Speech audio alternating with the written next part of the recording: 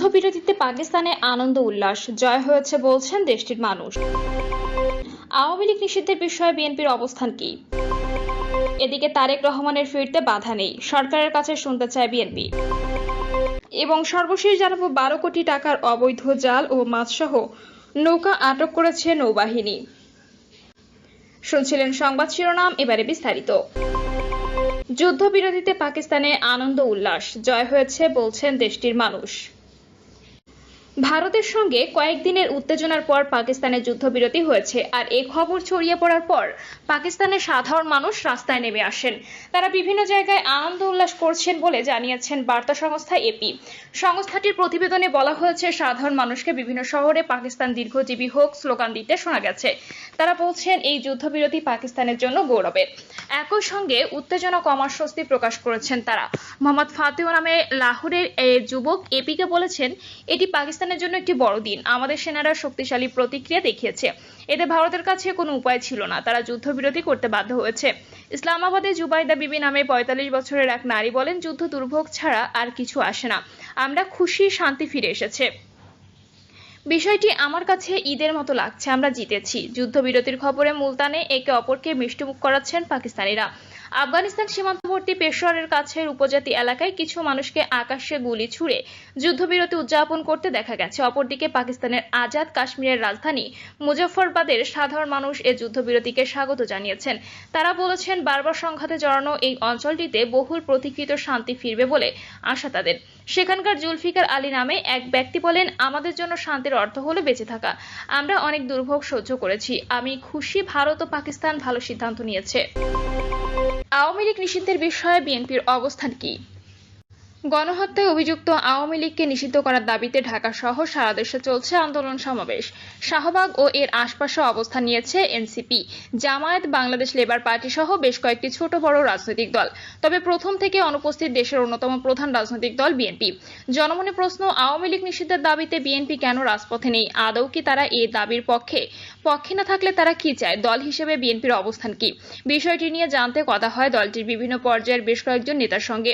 মতামত জানিয়েছেন আন্দোলনের মাঠে থাকা অন্য দলগুলোর নেতারাও। বিএনপি নেতারা বলছেন, আওয়ামী লীগ নিষিদ্ধ তারাও চায়, তবে নিষিদ্ধ করার যে প্রক্রিয়া সেটি নিয়ে তাদের দ্বিমত আছে। তবু এ বিষয়ে চূড়ান্ত সিদ্ধান্ত দলের সভায় নির্ধারিত হবে। নির্বাহী আদেশের মাধ্যমে আমরা নিষিদ্ধের পক্ষে না আদালতের মাধ্যমে হলে আমাদের আপত্তি নেই। আমরা পুরো বিষয়টা পর্যবেক্ষণ করছি। এ বিষয়ে দল চূড়ান্ত সিদ্ধান্ত নেবে। বিএনপি যুগ্ম মহাসচিব সৈয়দ ইমরান সালেহ প্রিন্স। আর অন্য দলগুলো বলছে, বিএনপি সরাসরি কথা না বলে ঘুরিয়ে পেঁচিয়ে বলছে। দল হিসেবে তারা তাদের নিজস্ব সিদ্ধান্ত নিতেই পারে। বিএনপির যুগ্ম মহাসচিব সৈয়দ ইমরান সালেহ প্রিন্স বলেন, আওয়ামী লীগ নিষিদ্ধ হোক আমরা বহু আগেই চেয়েছি। প্রধান উপদেষ্টার সঙ্গে যখন বৈঠক হয়েছে তখন আমরা বলেছি, মানবতা বিরোধী সংগঠন হিসেবে আওয়ামী লীগের বিচারের কথা বলেছি। আমাদের অবস্থান লাউড অ্যান্ড ক্লিয়ার। আমাদের দাবির পরিপ্রেক্ষিতে উপদেষ্টা ক্যাবিনেটে তারপর আর কিছু দেখছি না। তবে রাজপথে না থাকার কারণ জানতে চাইলে তিনি বলেন, নির্বাহী আদেশের মাধ্যমে আমরা নিষিদ্ধের পক্ষে না, আদালতের মাধ্যমে হলে আমাদের আপত্তি নেই। আমরা পুরো বিষয়টা পর্যবেক্ষণ করছি। এ বিষয়ে দল চূড়ান্ত সিদ্ধান্ত নেবে। বিএনপি চেয়ারপারসন উপদেষ্টা জয়নুল আবদিন ফারুক বলেন, জনগণ চাইলে সরকার আওয়ামী লীগকে নিষিদ্ধ করে। গণঅভ্যুত্থানে অংশগ্রহণকারী সব দলের সঙ্গে আলোচনা করে ঐক্যমত্যের ভিত্তিতে সরকারের সিদ্ধান্ত নেবে বলে আমি মনে করি। এছাড়া বর্তমান পরিস্থিতি আমাদের ঐক্য ফাটলের কোনো প্রক্রিয়া কিনা সেটাও দেখার বিষয় আছে। বিএনপি অন্যতম ফ্যাসিবাদ বিরোধী শক্তি, তারা তাদের রাজনৈতিক সিদ্ধান্ত নেবে।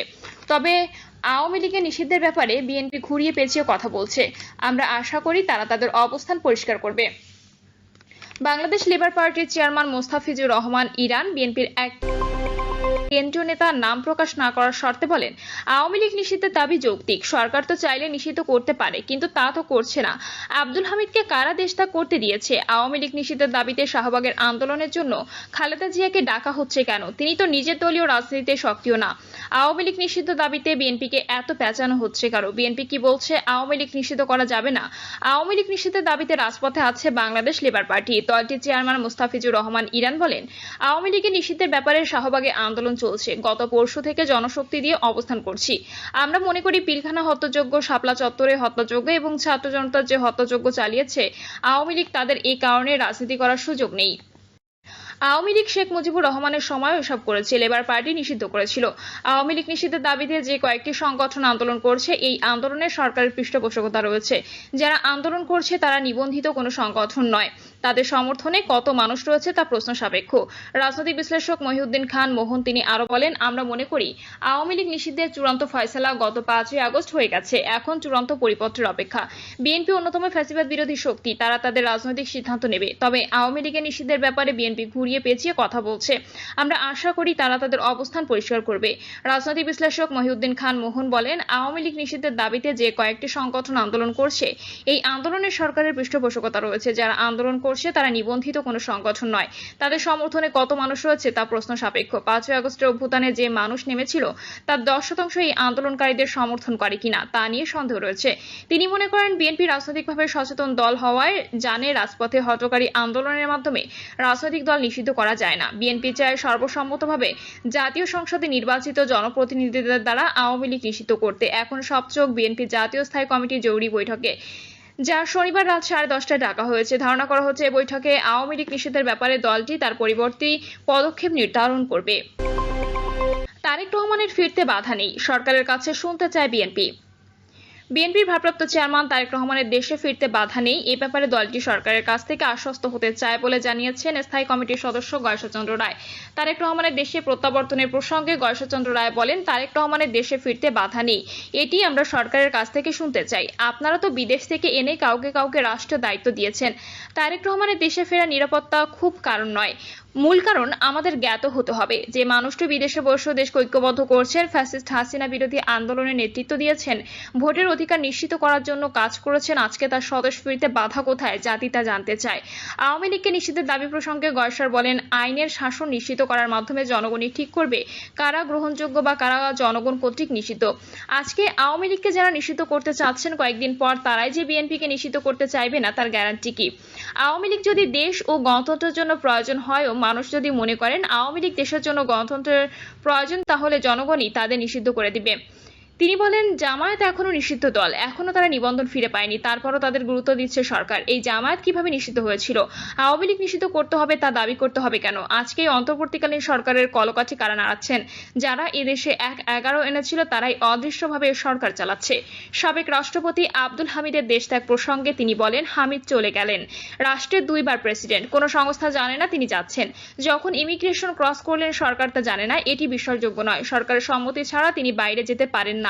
আসলে সরকার কয়টা আছে? ইউনূস সরকার, ছাত্রদের সরকার।